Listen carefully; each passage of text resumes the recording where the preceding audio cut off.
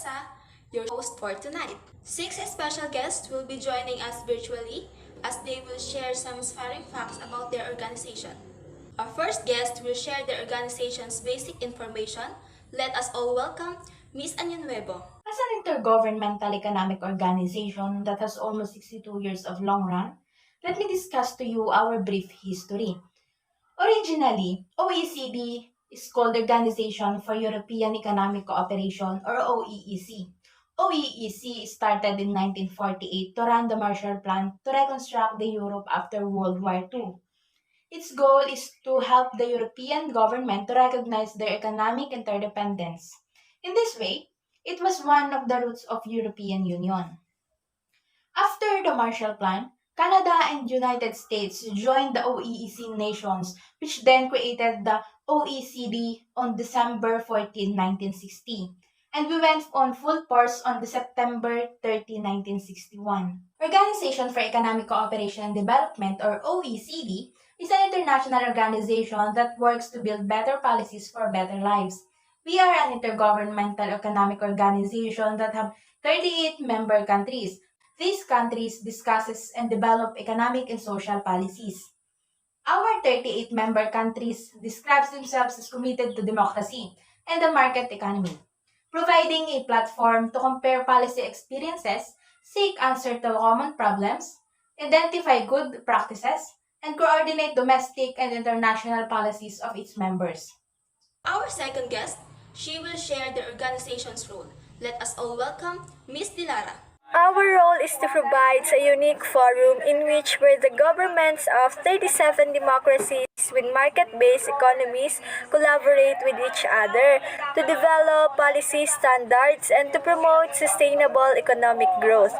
We work together to share experiences and seek solutions to common problems. As an international organization, we build better policies for better lives.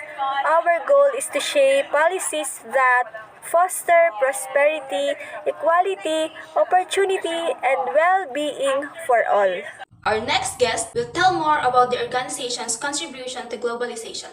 Let us all welcome Ms. Gutierrez. For about 60 years of experience and insights to better prepare the world, together with government and policymaker, we contribute a unique forum and knowledge hub for data and analysis, exchange of experiences, best practice sharing, and advice on public policies and international standard setting. The OECD member countries contributes about 63% of the world GDP, three-quarters of world trade, 95% of world's official development assistance, half of the world's energy consumption, and 18% of the world's population. We launched an initiative to fight tax crime, money laundering, and corruption and develop policies that can transform better skills into better jobs, economic growth, and social inclusion. And if you are talking about our organization's major contribution, first one is the Better Life Index or BFI agenda, which reduced the poverty and met basic needs such as housing, health, education, security, pollution-free environment, and support for community. The second one is the Program for International Student Assessment or PISA, which provides a comprehensive and rigorous international assessment of learning outcomes like skills and good quality education and is being used in nearly 101 countries. For our fourth guest, she will tell more about the organization's impact. Let us all welcome Ms. Malubag. Together, we help shape #BetterLives. These are the snapshots of the impact achieved through our collaboration with policymakers and partners across society. We help inform and advance policy debate so that countries can make the right decisions and reforms to deliver better policies for their citizens and to meet global commitments such as the Sustainable Development Goals. Since the global financial crisis of 2008, we have been promoting inclusion growth and putting people's well-being on the top of the policy agenda with a center on well-being, inclusion, sustainability, and equal opportunity, or also known as WISE, leading our work in this field. We have developed our new metrics to measure inclusiveness and well-being and seek to better understand the impacts that policies and business actions are on people's lives today and on the sustainability of well-being over time. As our societies evolve, We re-examine and adapt our thinking and policy responses. Under our new approaches to economic challenging initiatives, we go beyond traditional economic model and put into account many factors shaping people's decisions such as culture, identity, psychology, and behavior. We also analyze global transformations such as the impact of new technologies on societies, job, and economy. Our fifth guest will share about their organization's disadvantages. Let us all welcome Miss Populi. All over 60 years, the only disadvantages that our organization have highlights is serious weaknesses in the fight against illicit trade.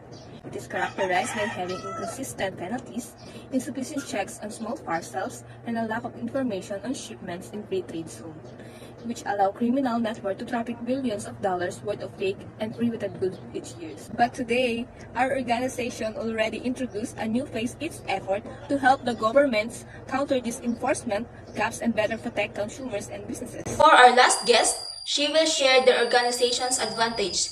Let us all welcome Miss Tolentino. Despite of the disadvantages that our organization has, we also have the advantages.